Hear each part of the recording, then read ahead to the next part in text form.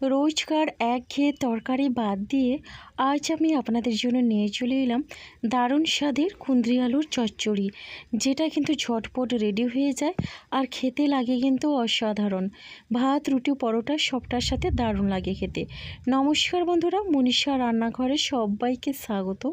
প্রতিদিনের মতো চলে এলাম আবারও একটা রেসিপি নিয়ে। আশা করি আপনাদের ভীষণ ভালো লাগবে।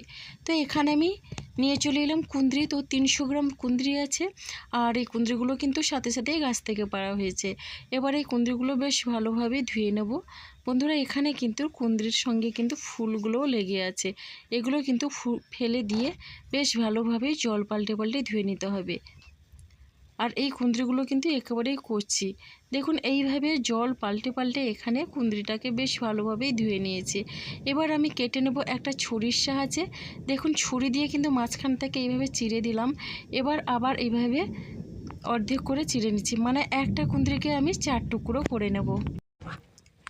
রেসিপিটা কিন্তু খুবই সাধারণ, খেতে লাগে ভীষণই সুন্দর। বন্ধুরা, এখানে কিন্তু বেশি মশলার প্রয়োজন হয় না। হাতের কাছে থাকা কয়েকটা মশলা দিয়ে কিন্তু রেসিপিটা তৈরি হয়ে যায়। বাচ্চা থেকে বড় সবাই কিন্তু ভীষণই ভালোবাসবে। এটা কিন্তু রাত্রে রুটির সঙ্গে দারুণ হয় খেতে। তো দেখুন, এইভাবে কিন্তু সমস্ত কুঁদরি আমি কেটে নিয়েছি। আর কুঁদরিগুলো কেটে নিয়ে এখন আমি সাইড করে রেখে দিলাম। এবার আমার লাগবে 2টো আলু, মিডিয়াম সাইজের এই রকম 2টো আলু আমি আগের থেকে খোসা তুলে ধুয়ে রেখেছিলাম। এখন আলুটাকেও সরু সরু করে কেটে নিচ্ছি, যেমনই আমি কুঁদরি কেটেছি। শেপটা কিন্তু আপনারা আপনাদের পছন্দের মতো একটু চৌকো শেপ করেও কেটে নিতে পারেন। দেখুন, এখন আমি আলু দুটো এইভাবে কেটে নিলাম। এবার আলুগুলো কেটে নেওয়ার পরে আমি ধুয়ে নেব। তো দেখুন বন্ধুরা, এখানে কিন্তু আলু ধুয়ে পরিষ্কার করে নিয়েছি। এবার এখানে নিয়েছি পেঁয়াজ। তো 2টো মিডিয়াম সাইজের পেঁয়াজ এইভাবে বড় বড় করে কেটে নিয়েছি। এবার রান্নার জন্য গ্যাসে কড়াই বসিয়ে দিয়েছি। কড়াইটা গরম করে দিয়ে দিলাম কিছুটা পরিমাণে সর্ষের তেল। প্রথমেই তেলটাকে কিন্তু বেশ ভালোভাবে গরম করে নিতে হবে। এবার তেলের মধ্যে ফোড়নে দিলাম 1/2 চামচ পরিমাণে গোটা সাদা জিরে। এবার দিয়ে দিচ্ছে কালো জিরে 3 ভাগের 1 ভাগ। এখানে কিন্তু ফোড়নটা ভাজা হয়ে গেছে, সুন্দর একটা মিষ্টি গন্ধ বেরিয়েছে। আর এবারে আমি মিডিয়াম সাইজের 2টো পেঁয়াজ এইভাবে কেটে রেখেছিলাম দিয়ে দিলাম। এবার পেঁয়াজটা দিয়েও একটু নাড়াচাড়া করে নিচ্ছি।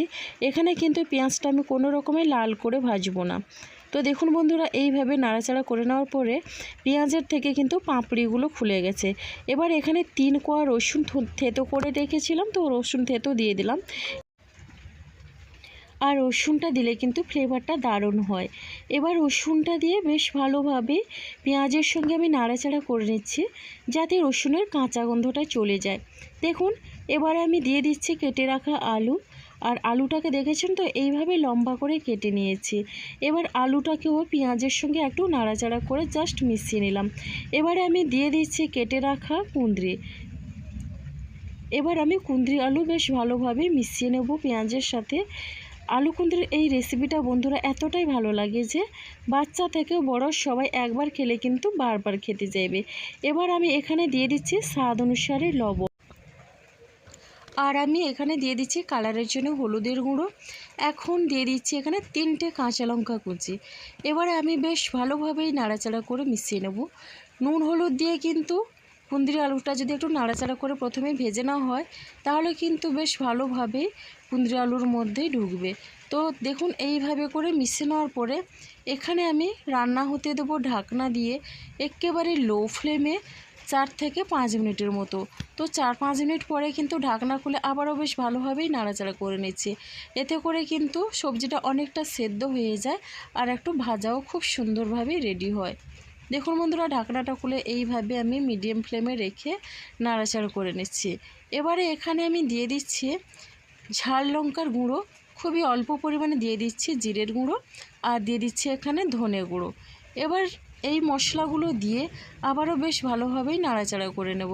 বন্ধুরা, এখানে চাইলে আপনারা কিন্তু আপনাদের পছন্দের মতো মশলা দিয়ে রেসিপিটা তৈরি করে নিতে পারেন। তবে আমি যে মশলা দিয়ে তৈরি করছি, এই রেসিপিটা কিন্তু ভীষণই খেতে ভালো হয়। ঢাকনা দিয়ে আরও 3-4 মিনিটের মতো আমি লো ফ্লেমে রান্না করে নিয়েছি। এবার আমি বেশ ভালোভাবেই নাড়াচাড়া করে নিয়েছি। আর এই পর্যায়ে কিন্তু গ্যাসের ফ্লেমটা আমি মিডিয়ামে রেখেছি। এতে করে কিন্তু সবজিটা একটু ভাজা ভাজা হবে আর কালারটাও সুন্দর আসবে। তো দেখুন, আলু আর কুঁদরির কালারটা কিন্তু চেঞ্জ হয়ে যাচ্ছে। তো এই অবস্থায় আমি আরও 2-3 মিনিটের মতো রান্না করে নেব ঢাকনা দিয়ে। এটা কিন্তু যেহেতু আমি জল ছাড়া রান্না করছি, তার জন্য বারে বারে এইভাবে ঢাকনা চাপা দিয়ে রান্না করে নিতে হবে। তাহলে কিন্তু সবজিগুলো খুব সুন্দরভাবে সেদ্ধ হবে, আর মশলাটাও কিন্তু কুঁদরি আলুর ভেতর পর্যন্ত বেশ ভালোভাবেই ঢুকবে। কুঁদরির তো অনেক ধরনের রেসিপি খেয়েছেন, তবে এটা একবার হলেও ট্রাই করতে পারেন, দেখবেন ভীষণই ভালো লাগবে খেতে। আর এইভাবে একটু লাল লাল করে ভেজে নিতে হবে। তো বন্ধুরা, কুঁদরি আলুর এই রেসিপিটা যদি ভালো লেগে থাকে তাহলে অবশ্যই লাইক, কমেন্ট, শেয়ার এবং সাবস্ক্রাইব করে আমার পাশে থাকবেন। আর এখন আমি চেক করে নিচ্ছি, দেখুন আলু খুব সুন্দরভাবেই কিন্তু সেদ্ধ হয়ে গেছে। এখানে কুঁদরিও বেশ ভালোভাবেই সেদ্ধ হয়ে গেছে।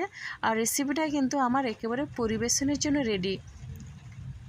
তো বন্ধুরা, রেসিপিটা এইরকম একবার হলো বানিয়ে দেখবেন, আর কেমন লাগলো কমেন্ট করতে ভুলবেন না। আপনাদের একটা মিষ্টি কমেন্ট কিন্তু আমাকে অনেকটা উৎসাহ দেয় নতুন নতুন রেসিপি বানানোর জন্য। আর দেখলেন তো কত অল্প সময়ের মধ্যে রেডি হয়ে গেল কুঁদরি আলুর এই রেসিপিটা। এইরকম শুকনো শুকনো রেসিপি রুটির সঙ্গে তো দারুণ হয় খেতে। সকালের ব্যস্ততম দিনে কিন্তু বন্ধুরা এইভাবে কুঁদরি আলুর এই রেসিপিটা বানিয়ে রুটি পরোটার সঙ্গে খেতে পারেন। আর এখানে কিন্তু কুঁদরি আলু রেসিপির জন্য আমার বেশি তেল বা মশলার প্রয়োজন হয় না। আজকের রেসিপিটা কিন্তু আমার এই পর্যন্ত। আর আগামীকাল আসবো আবারও একটা নতুন রেসিপি নিয়ে। আপনারা সবাই সুস্থ থাকুন, ভালো থাকুন। অসংখ্য ধন্যবাদ আর অনেক অনেক ভালোবাসা রইল। তাহলে বন্ধুরা, আজকের মতো টাটা।